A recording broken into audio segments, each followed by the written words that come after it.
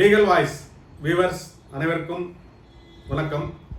நியோமேக்ஸ் வழக்கின் அப்டேட்டுகளை நம்ம சேனலில் தொடர்ந்து பார்த்துட்டு இருக்கோம். அந்த வகையில் இன்று நியோமேக்ஸ்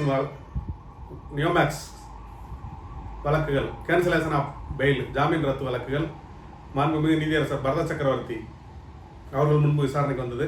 இந்த வழக்கெல்லாம் மதுரையில் தாக்கல் செய்யப்பட்டது. ஒரு வருஷத்துக்கு முன்னாடி பரத சக்கரவர்த்தி அவர்கள் சென்னை போயிட்டாங்க. அதுக்கப்புறம் இங்கே தொடர்ந்து வந்த நீதியரசர் ஆனந்த் வெங்கடேசன் அவர்கள் பரத சக்கரவர்த்தி அவர்களை விசாரிக்கணும்னு சொன்னதன் பேரில் சென்னையில் நடந்தது இவ்வளவு நாளும். இப்போ அந்த ரோஸ்டர் சிஸ்டம் படி 3 மாதத்துக்கு ஒரு தடவை போர்ட்போலியோ மாறிட்டே இருக்கும். ஜட்ஜஸ் மாறுவாங்க ஹைகோர்ட்டில். அதுபடி அவர் இப்போ மதுரைக்கு வந்திருக்கிறாரு. அதனால் இன்று முதல் முறையாக மதுரையில் மாண்புமிகு நீதியரசர் பரத சக்கரவர்த்தி அவர்கள் முன்பு இந்த வழக்கு இன்னைக்கு காலைல 10:30 முதல் வழக்காக எடுத்துக்கொள்ளப்பட்டது. அப்பொழுது பொருளாதார குற்றப்பிரிவு தரப்பில் ஆஜரான அரசு தரப்பு வழக்கறிஞர் அந்த பில்லு பேப்பர் பப்ளிகேஷன்லாம் கொடுத்துட்டோம். அதாவது பத்திரிகை விளம்பரங்கள், நியூஸ் பேப்பரில், செய்திகளில், செய்தித்தாளில் கொடுத்துருக்குறோம். அதுக்கான பில் 38,86,294 ரூபா அப்படின்னு ஒரு பில்லை கொடுத்தாரு. அது டேன்பிட் நீதிமன்றத்திற்கு இந்த பணத்தை ஈஓடபிள்யூக்கு ரிலீஸ் பண்ணியிருக்கேன்னு டேன்பிட் நீதிமன்றம் மதுரையில் இருக்குது, ஸ்பெஷல் கோர்ட்டு, சிறப்பு நீதிமன்றம், அங்கே ஒரு ஆர்டர் கொடுத்துருக்குறாரு. அது போக அந்த ரிஜிஸ்ட்ரேஷன் நடந்துட்டு இருக்குது. யார் வேணாலும் ரெஜிஸ்ட்ரேஷன் பண்ணிக்கலாம்.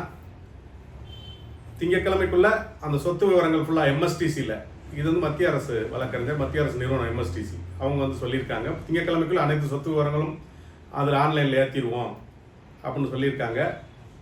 அது போக யாராவது இந்த ஏலத்தில் கலந்து கொள்ள விரும்புகிறாங்க, ஆனால் அவங்களுக்கு பதிவு பண்ண முடியல. அதாவது ரிஜிஸ்ட்ரேஷன் பதிவு பண்ணணும். நீங்கள் ஏலத்தில் கலந்துக்கணும்னா பதிவு பண்ணணும் உங்கள் பேரை. அதுக்கு நம்ம ஏற்கனவே சொல்லியிருந்தோம். பேன் கார்டு அல்லது ஆதார் கார்டு கொண்டு போயிட்டு உங்கள் ஃபோன் நம்பரை கொடுத்து இமெயில் கொடுத்து பதிவு பண்ணணும்னு சொல்லியிருந்தோம். அதற்கு யாரும் பதிவு பண்ண முடியலை, அவங்களுக்கு தெரியல. நீங்கள் வீட்டில் இருந்தே செல்லு இதெல்லாம் பண்ணிடலாம். உங்களுக்கு பதிய தெரியலை, பண்ண முடியலை அப்படின்னா 9, 10, 11 அந்த தேதியில் மதுரையில் உள்ள பொருளாதார குற்றப்பிரிவு அலுவலகத்தில் எம்எஸ்டிசி அலுவலர்கள், அந்த அதிகாரிகள் அலுவலர்கள் வந்திருப்பாங்க. அவங்க உங்களுக்கு பண்ணி கொடுப்பாங்க. அப்போ நிறைய பேருக்கு இமெயில் ஐடி இல்லை என்னன்னு சொல்லும்போது, இமெயில் ஐடி உருவாக்குவது, create email ID very simple அப்படின்னு சொல்லி அந்த மத்திய அரசு தரப்பு வழக்கறிஞர் சொல்கிறார். இமெயில் ஐடி யாரும் உடனே கிரியேட் பண்ணிடலாம் ஒரு ஃபோனில் இருந்து. அதனால் அது ரொம்ப ஈஸியான வேலை தான் அப்படின்னு சொல்லியிருக்காங்க. அதை தவிர்த்து அப்படி இல்லை வாட்ஸ்அப்பில் பண்ணலாம் இமெயில் ஐடி இல்லாமல் அப்படின்னு ஒரு தரப்பு, முதலீட்டாளர் தரப்பு சொல்லும்போது, நிறைய பேருக்கு வாட்ஸ்அப்பே இல்லாத ஃபோன் இருக்குது, பட்டன் ஃபோன் வச்சுருக்காங்க. அதெல்லாம் டிஃபிகல்ட்டி தான், அதெல்லாம் சிரமங்கள் தான். அதனால் கம்பல்சரி மெயில் ஐடி நல்லது. ஏன்னா மெயில் ஐடி இருந்தால் தான் நீங்கள் பதிவு பண்ணோடனே உங்களுக்கு நீங்கள் பதிவு செய்யப்பட்டது உங்கள் இது அப்படின்னு ஒரு மெயில் வந்துடும்.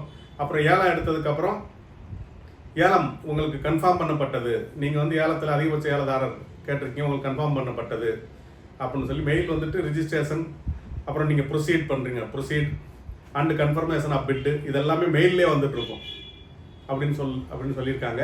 அப்படி முடியாத பட்சத்துக்கு ஐஓ காம்பிட்டன்ட் அத்தாரிட்டி இவங்களுக்கெல்லாம் ஒரு தனியாக 2-3 ஆஃபீஸரை போட்டு 2-3 போலீஸை போட்டு அதை பண்ண முடியுமா, அது மெயில் ஐடி இல்லாதவங்க நம்பர்லாம் இஓடபிள்யூ வாங்கி எம்எஸ்டிஸ் வாங்கி இவங்களுக்கு கனெக்ஷன் கொடுக்க முடியுமான்னு சொல்லும்போது 2000-3000 பேர் இது மாதிரி அந்த வேலையை செய்ய முடியாது, ரொம்ப கஷ்டம் அப்படின்ற மாதிரி காவல்துறை தரப்பில் தெரிவிக்கப்பட்டது. அதனால் இது சம்மந்தமாக என்ன பிரச்சனை இருக்குதுன்ற பின்னாடி பார்ப்போம் அப்படின்ற மாதிரி நீதியரசர் சொல்லியிருக்காரு. மேலும் அந்த பியாண்ட் தி டேட், நான் நீதிமன்றம் கொடுத்த காலக்கெடுவுக்குள் புகார் கொடுத்துருக்குறேன். ஆனால் வெப்சைட்டில் பார்த்தா பியாண்ட் தி டேட்னு வருது. இது நிறைய பேருக்கு இந்த பிரச்சனை இருக்குது. அப்போ இந்த பியாண்ட் தி டேட்னு வருது அப்படின்னு அவங்க சொல்லியிருக்காங்க. அப்போ நீதியரசர் அதுக்கும் ஒரு உத்தரவை பிறப்பிச்சிருக்காரு. இதெல்லாம் சரி பண்ணிடுங்க, வேகமாக பண்ணுங்கன்னு இருக்காரு. அப்புறம் அன்கன்ஃபார்ம்டு லிஸ்ட்டு அப்படின்னு சொல்கிறாங்க. அந்த அன்கன்ஃபார்ம்டு லிஸ்ட்டு அப்படின்றது என்னென்னா, அதுக்கு காவல்துறை தரப்பில் ஒரிஜினல் பாண்ட் வேணும்னு நிறுவன தரப்பில் சொல்கிறாங்க. ஒரிஜினல் பாண்ட் இருந்தால் அதை ஏற்றுக்குவோன்ட்டு. அப்போ ஒரிஜினல் பாண்ட் இருந்ததுன்னா வாங்கி அதை கன்ஃபார்ம் பண்ணிடுங்க, கன்ஃபார்ம் லிஸ்ட்டு கொண்டு போயிருங்க. சப்போஸ் ஒரிஜினல் பாண்ட் இல்லை அப்படின்னா, அசல் ரசீதுகள் இல்லை அப்படின்னா, அதுக்கு என்னென்னா அவங்க சரண்டர் பண்ணியிருக்காங்க, நிறுவனத்தில் சரண்டர் பண்ணியிருக்காங்க, புதுசு பாண்ட் வர்றதுக்குள்ளே நிறுவனம் மூடிட்டாங்க. இந்த மாதிரி பிரச்சனை இருக்குன்னா அதை தனியாக பார்ப்போம். ஒரிஜினல் இருக்கிறது மட்டும் வெரிஃபை பண்ணி அன்கன்ஃபார்ம்லேருந்து கன்ஃபார்ம் லிஸ்ட்டு கொண்டு போயிருங்க. ஒரிஜினல் இல்லைன்றதை திரும்ப அவங்கள தனியாக ஒரு லிஸ்ட்டு வச்சு வெரிஃபை பண்ணுங்கள். நிறுவனமும் காவல்துறையும் ஒத்துக்கொள்ளப்பட்டது ஒன்றும் பிரச்சனை இல்லை, 2 பேரும் ஒத்துக்கிட்டாங்கன்னா அது பிரச்சனை இல்லை, அதை அப்லோட் பண்ணிடுங்க அப்படின்ற மாதிரி நீதியரசரும் சொல்லியிருக்காரு. மேலும் ஒரு பிரிண்டட் ஃபார்மேட்டில் இது எப்படி அந்த மெயிலை ஓப்பன் பண்ணுறது, வெப்சைட்டை ஓப்பன் பண்ணுறது, வெப்சைட்டுக்குள்ளே எப்படி போகிறது, எப்படி ரிஜிஸ்டர் பண்ணுறது, இந்த மாதிரி விஷயங்கள்லாம் இருக்குது. அதை வந்து வீடியோ ஃபார்மேட்டில் போட முடியுமா அப்படின்னு நிறுவன தரப்பில் கேட்டிருக்காங்க. நிறுவன தரப்பிலிருந்து எம்எஸ்டிசிக்கு கேட்டிருக்காங்க. அவங்க வந்து அது ஒரு வீடியோ ஃபார்மேட்டில் பண்ணலாம். ஆனால் இதிலே இருக்குது, டிஸ்கிரிப்ஷனில் நீங்கள் போனீங்கன்னா வெப்சைட்டை ஓப்பன் பண்ணிங்கன்னா அதுலேயே ஸ்டெப் பை ஸ்டெப் அது வந்து ஒவ்வொரு அடுத்தடுத்த நடைமுறைகளை எப்படி எப்படி பண்ணணும்னு சொல்லி காட்டிடும். அதில் எல்லா டீட்டெயிலுமே நாங்கள் கொடுத்துருக்குறோம். எப்படி ஓப்பன் பண்ணணும், எப்படி ரிஜிஸ்டர் பண்ணணும் எல்லாமே அதில் இருக்குது அப்படின்ற மாதிரி வந்து எம்எஸ்டிசி தரப்பில் சொல்லியிருக்காங்க. மேலும் யார் வேணாலும் ஏலத்தில் கலந்துக்கலாம்.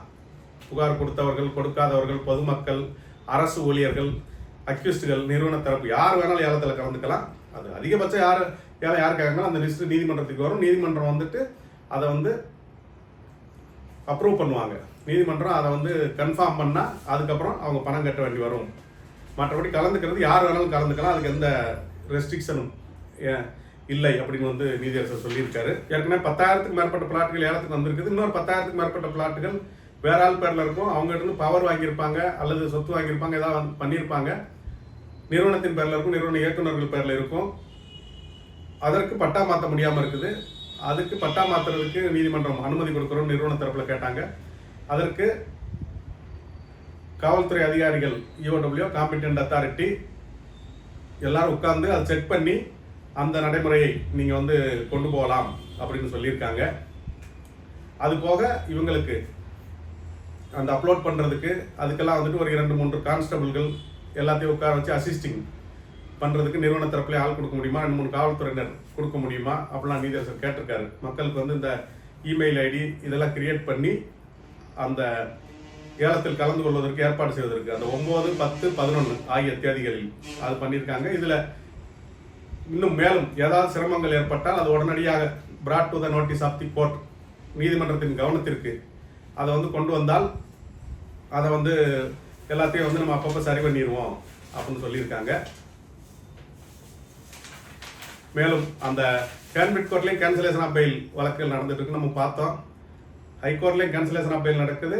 இதே இது கேன்பிட் court, Tamil Nadu protection of interest of depositors establishment financial act 1997 special court, சிறப்பு நீதிமன்றம், தமிழ்நாடு முதலீட்டாளர்கள் பாதுகாப்பு நல சிறப்பு நீதிமன்றம் மதுரையில் வந்துட்டு அங்கேயும் ஜாமீன் ரத்து வழக்குகள் போட்டிருக்காங்க. இங்கேயும் போட்டிருக்காங்க, அங்கேயும் போட்டிருக்காங்க. அப்போ அந்த நீதிபதி வந்து செட்டில் பண்ணுங்க, இல்லைன்னா கடைசி சான்ஸ், லாஸ்ட் சான்ஸ் அப்படின்ற மாதிரி கொஞ்சம் அந்த கேஸை ஸ்பீடப் பண்ணுறாங்க, அதை இங்கேயே கொண்டு வரணும் அப்படின்னு நிறுவன தரப்பு வழக்கறிஞர் கேட்டிருக்காரு. அதை இங்கே மாற்றுறதுக்காக நாங்கள் வந்து ட்ரான்ஸ்ஃபர் ஆஃப் ஓபி அப்படின்னு சொல்லுவாங்க. வேறு நீதிமன்றத்துக்கு மாற்றுறது, டான்பிட் கோர்ட்லேருந்து ஹைகோர்ட்டுக்கு மாற்றுறதுக்கு இந்த பரத் சக்கரவர்த்தி அவர்கள் முன்பு மாற்றுறதுக்கு மனு தாக்கல் பண்ணியிருக்கோம். அதையும் விசாரணைக்கு எடுக்காமல் பதிவுத்துறை ரிஜிஸ்ட்ரி வச்சிருக்குது அப்படின்னு சொல்லும்போது அது வந்து எனக்கு அதிகாரம் இல்லை. அது வந்து தலைமை நீதிபதி அல்லது நிர்வாக நீதிபதி, அட்மினிஸ்ட்ரேட்டிவ் ஜட்ஜு, அவங்க தான் முடிவு பண்ணணும். நீங்கள் அங்கே பேசுங்க, அதை நான் எந்த வழக்குமே நான் நேரடியாக எடுத்துக்க முடியாது. எனக்கு வந்தால் நான் எடுத்துக்குவேன். நீங்கள் எங்கே பேசணுமோ அதை வந்து administrative judge or chief judge, roster சிஸ்டம்னு சொல்லுவாங்க. அதை அந்த ரோஸ்டர் சிஸ்டத்தில் நீங்கள் பேசி கொண்டு வாங்க. அல்லது மெயின்டெனபிலிட்டி, இந்த வழக்கு வந்து நிலை நிற்கத்தக்கதா அப்படின்ற மாதிரி மெயின்டெனபிலிட்டின்னு ஒரு கேப்ஷன் போட்டு விசாரிக்கணும். அந்த மாதிரி போட்டு அந்த கொண்டு வாங்க. என்கிட்ட வந்தால் நான் விசாரிக்கிறேன், இல்லாட்டி அது நீங்கள் தான் பார்த்துக்கணும் அப்படின்ற மாதிரி சொல்லியிருக்காரு. நிறைய பேர் வந்து ஒரிஜினல் பாண்டை சரண்டர் பண்ணிட்டோம் அப்படின்றது, அது எல்லாமே வந்து எவ்வளோ வேகமாக முடியுமோ அவ்வளோ வேகமாக பொருளாதார குற்றப்பிரிவினர் காவல்துறையினர் விசாரிக்கணும் அப்படின்னு சொல்லியிருக்காங்க. மேலும் இந்த வெரிஃபிகேஷன் ப்ராசஸ் அது வந்து போயிட்டே தான் இருக்கும். இன்னும் எல்லாருக்கும் வெரிஃபை பண்ணி முடிக்கலை. அந்த சரிபார்த்தல் அது போயிட்டே தான் இருக்கும். நீங்கள் கொடுத்த கம்ப்ளைண்ட்டு, உங்கள் ஒரிஜினல் பாண்டு, அந்த சரிபார்த்தல் அதெல்லாம் போயிட்டு தான் இருக்கும். அந்த வேலைகள் நடக்கட்டும் அப்படின்னு சொல்லியிருக்காரு. அந்த விளம்பரங்கள்லாம் கொடுத்துட்டீங்க, அதுக்கு வந்து பணம் கொடுத்து பேப்பருக்கு காவல்துறை பணம் கொடுக்கறது விளம்பரன்றது. ப்ரெஸ் ரிலீஸ்ன்றது ஒரு செய்தி மாதிரியே வந்துடும். இவங்க வந்து ஒரு பத்திரிகை செய்தின்னு கொடுப்பாங்க ப்ரெஸ் ரிலீஸ்ன்னு, அது ஒரு செய்தியாக வந்துடும். இந்த நிறுவனத்தின் சொத்துக்கள் ஏலம் விட போகிறாங்க, அதை வந்து நீங்கள் தினந்தேதி பார்த்துக்கோங்க, இந்த வெப்சைட்டில் பார்த்துக்கோங்கன்ற மாதிரி ஒரு செய்தி மாதிரி வந்துடும். அதுக்கு காசு எதுவும் கிடையாது. பொருளாதார குற்ற பிரிவு வந்து பேப்பருக்கு காசு கொடுக்க வேண்டிய அவசியம் இல்லை. அதனால ஒரு ப்ரெஸ் ரிலீஸாகவும் கொடுங்க. அப்போ தான் வைடு பப்ளிசிட்டி, அப்போ தான் நிறைய பேர் பார்ட்டிசிபேட் பண்ணாதான், ரொம்ப பேர் பார்ட்டிசிபேட் பண்ணாதான் அதிக விலை போகும். அதனால் பப்ளிசிட்டி வந்து பெருசாக வரணும் அப்படின்ற மாதிரி நீதியரசர் வந்து சொல்லியிருக்காங்க. அதுபோல் அந்த கைட்லைன்ஸ்லாம் வந்து ஹோம் ஸ்க்ரீனில் இருக்கும். எப்படி பண்ணணும், ரிஜிஸ்டர் பண்ணணுன்றது ஹோம் ஸ்க்ரீன் அப்படின்னு சொல்லுவாங்க. அந்த வெப்சைட் ஓப்பன் பண்ணிங்கன்னா அதில் அந்த கைட்லைன்ஸ் கொடுக்கப்பட்டிருக்குது அப்படின்னு சொல்லியிருக்காங்க. மேலும் இதில் வந்து எம்எஸ்டிசி மற்றும் காவல்துறை விசாரணை அதிகாரிகள் மற்றும் தகுதி பெற்ற அலுவலர் காம்பிடென்ட் அத்தாரிட்டி அவர்களுடைய பணிகள்லாம் வந்துட்டு பாராட்டத்தக்க வகையில் இருக்குது, டு அப்ரிசியேட் அப்படின்னு சொல்லியிருக்காங்க. அண்டு அன்கன்ஃபார்ம்டு லிஸ்ட் அதெல்லாம் கன்ஃபார்ம் பண்ணுறதுக்கான நடவடிக்கைகளையும் எடுக்கணும் அப்படின்னு சொல்லியிருக்காங்க. இதைத் தொடர்ந்து இந்த வழக்கானது 12/3/2026 அடுத்த வியாழக்கிழமை விசாரணைக்கு போடப்பட்டுள்ளது. 12/3/2026 அடுத்த வியாழக்கிழமை போடப்பட்டுள்ளது. இதான் இன்று நீதிமன்றத்தில் நடந்த விஷயம். இப்போ இன்னொரு விஷயம் மீண்டும் நம்ம தெளிவுபடுத்துறது என்னன்னா, நீங்கள் ஏலத்தில் கலந்து கொள்ள வேண்டும், சொத்துக்களை எடுக்கணும் அப்படின்னா மட்டும்தான் இந்த பதிவு, இதுக்கு நீங்கள் போகணும். எனக்கு வந்து பணமாக மட்டும் வேண்டும் அப்படின்றவங்க, எனக்கு பிளாட் வேண்டான்னு சொல்கிறவங்க ஏலத்தில் கலந்து கொள்ள வேண்டியதில்லை, இதில் பதிவு பண்ண வேண்டிய அவசியம் இல்லை. நீங்கள் வந்து இஓடபிள்யூக்கோ எங்கேயும் போக வேண்டிய அவசியம் இல்லை, பதிவும் பண்ண வேண்டாம். ஏலத்தில் கலந்துக்கிட்டு சொத்து எடுக்கணும் அப்படின்றவங்க மட்டும்தான் இதில் கலந்துக்கணும்.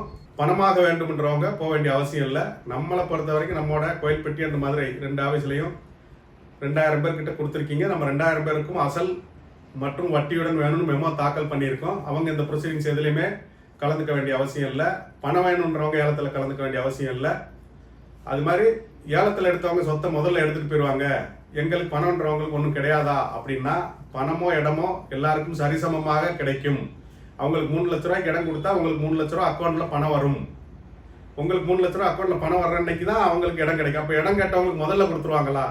இன்னைக்கு முதல்ல இடம் கேட்டவங்களாம் பதிஞ்சு கொடுத்துட்டு பின்னாடி எனக்கு பணம் தருவாங்களா அப்படின்னா, இடம் என்னைக்கு பதிஞ்சு கொடுக்காங்களோ அன்னைக்கு உங்களுக்கு பணம் வரும். உங்களுக்கு என்னைக்கு பணம் வருதோ அன்னைக்கு தான் அவங்களுக்கு இடமும் பதிஞ்சு கொடுப்பார்கள். இது வந்து தெளிவாக தெரிஞ்சுக்கோங்க. மேலும் அந்த கம்பல்சரி சங்கத்தில் சேரணுமா, சங்கத்தின் மூலமாக தான் வருமானா? கிடையாது. ஒவ்வொருத்தரோட தனிப்பட்ட வங்கி கணக்கிற்கு பணம் வரும். மேலும் அந்த வங்கி கணக்கை இன்னும் வாங்கலைன்னா, இதுவரைக்கும் யார்ட்டையுமே வாங்கலை காவல்துறையினர், பொருளாதார குற்றப்பிரிவினர். இனிமே தான் தனியாக எல்லாரையும் கூட்டு பேங்க் அக்கௌண்ட் டீட்டெயில், வங்கி கணக்கு டீட்டெயில் வாங்குவாங்க.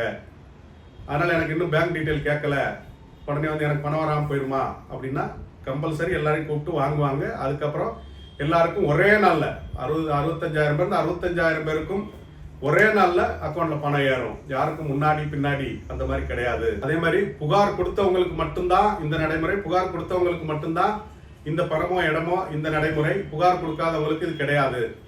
மேலும் நான் தெரியாமல் ஏலத்தில் கலந்துக்கிட்டேன், இல்லை யாராவது என் ஃபோன் நம்பர் வாங்கிட்டாங்க, யாராவது பாஸ்வேர்டு கேட்டாங்க, யாரோ என் செல்லேருந்து பண்ணிட்டாங்க, அதெல்லாம் நீங்கள் சொல்ல முடியாது. அதனால் நீங்கள் கலந்துக்கிட்டீங்கன்னா உங்களுக்கு பேலன்ஸ் பணம் கட்டணும். இப்போ ஒரு எடுத்துக்காட்டுக்கா 10 லட்சத்துக்கு ஒரு இடம் நீங்கள் எடுக்கிறீங்க, நீங்கள் 10 லட்சம் போட்டிருக்கீங்க, உங்களுக்கு 10 லட்சம் பாண்ட் இருக்குது, 10 லட்சத்துக்கும் இடம் எடுக்கிறீங்க அப்படின்னா, அந்த முதல் ரவுண்டில் ஃபர்ஸ்ட் இன்ஸ்டால்மெண்ட்டில் 3 லட்சம் தான் எல்லாருக்கும் கிடைக்குதுன்னா உங்களுக்கு 3 லட்சம் தான் கிடைக்கும். அப்போ 3 லட்சம் போக 7 லட்சம் நீங்கள் கட்டணும்.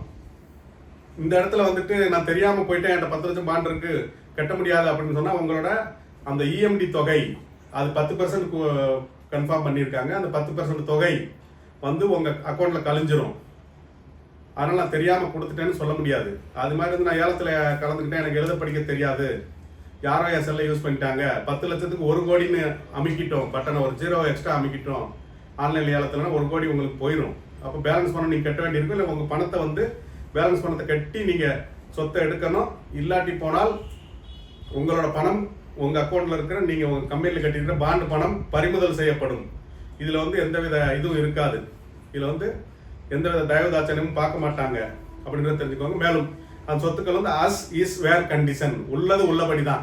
அந்த சொத்துல வில்லங்க இருக்குது, பேங்க் லோன் இருக்குது, இந்த மாதிரி எந்த பிரச்சனையும் இருந்தாலும், அந்த இடத்துல கல் இல்லை, இடத்துக்கு பாதை இல்லை, இடத்த மண் எடுத்திருக்காங்க, அல்லது இடத்துல வில்லங்க இருக்குது, சொத்து ஒருத்தர் பேரில் இருக்குது, பட்டா ஒருத்தர் பேரில் இருக்குது, இந்த மாதிரி எல்லாத்துக்குமே நீங்கள் வந்து செக் பண்ணி இடத்துல நேரடியாகவும் செக் பண்ணிக்கணும்.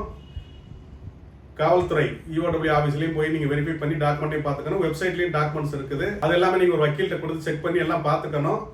ஏலம் எடுத்ததுக்கப்புறம் நீதிமன்றமோ நிறுவனமோ காவல்துறையோ டிஆர்ஓவோ காம்பிடென்ட் அத்தாரிட்டியோ ஹைகோர்ட்டு டேன்பிட் கோர்ட்டு யாரும் பொறுப்பு கிடையாது இந்த ஏலத்துக்கு. எம்எஸ்டிசி ஏலம் மூடும் வெப்சைட்டு, அந்த ஏலம் நிறுவனம் எம்எஸ்டிசி நிறுவனம் யாருமே இதுக்கு பொறுப்பு கிடையாது.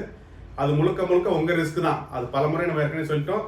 நீதி அரசரும் வந்து அதை தெளிவுபடுத்தி இருக்கிறாரு, அதையும் தெரிந்து கொள்ளுங்கள். மேலும் இந்த வழக்கில் வந்து வருமான வரித்துறை, இன்கம் டேக்ஸ் மற்றும் இடி என்ஃபோர்ஸ்மெண்ட் டைரக்டரேட், அமலாக்கத்துறை எல்லாமே இந்த வழக்கில் இருக்காங்க. அவங்க வந்து எல்லா நடவடிக்கைகளையும், இந்த வரவு செலவு பணம் வர்றது போகிறது, நீங்கள் இந்த ஏலம் எடுக்கிறது எல்லாத்தையுமே வந்து அவங்களுக்கு கண்காணிச்சுட்டு இருக்காங்க. அந்த நடைமுறையும் இருக்கும். இந்த காப்பி வந்து அவங்களுக்கும் போகும். இங்கே நடக்கிற ஏல நடைமுறைகள் அனைத்தும் ஒரு காப்பி வந்து ஒரு இடிக்கும் ஐடிக்கும் கம்பல்சரி போகும் அப்படின்றதையும் தெரிஞ்சுக்கங்க. இதைத் தொடர்ந்து இந்த வழக்கின் போக்குகளை கவனிப்போம்.